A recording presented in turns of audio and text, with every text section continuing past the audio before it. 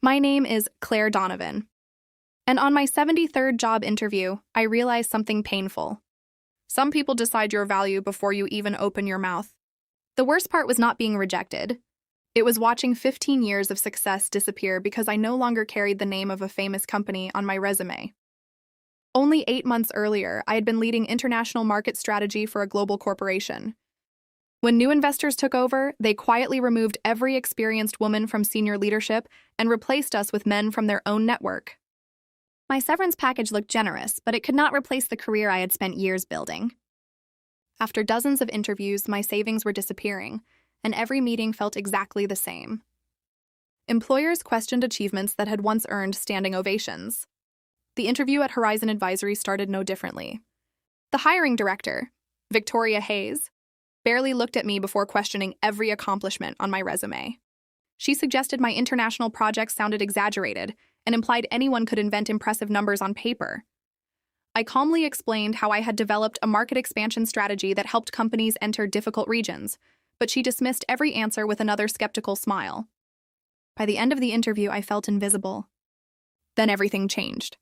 The conference room door opened, and my Daniel Brooks, the CEO of one of the fastest-growing consumer brands in North America, walked inside. The moment he saw me, his face lit up. He immediately recognized me as the consultant whose strategy had rescued his company when every other firm predicted failure.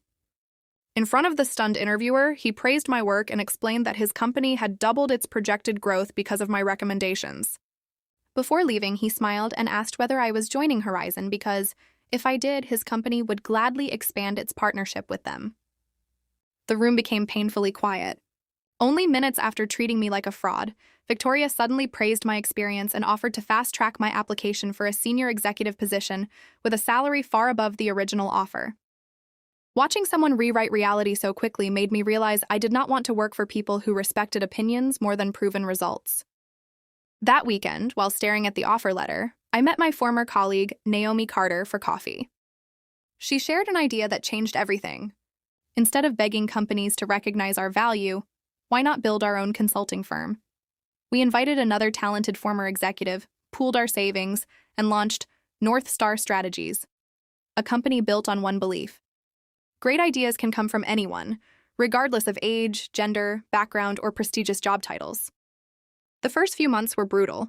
We worked from a converted garage, handled every task ourselves, and accepted projects larger firms ignored. Slowly, clients noticed something different. We studied cultures before spreadsheets, listened before making recommendations, and produced results that consistently outperformed the biggest consulting companies. One successful project became 3. 3 became 10. Within a year, we were hiring talented professionals who had been rejected elsewhere simply because they did not fit outdated expectations. At an international business conference, Daniel publicly announced that his company was moving its largest consulting contract to North Star. Executives rushed to schedule meetings with us, while Horizon executives watched in disbelief. Later that evening, their CEO apologized for how I had been treated and even suggested buying my company. I politely declined.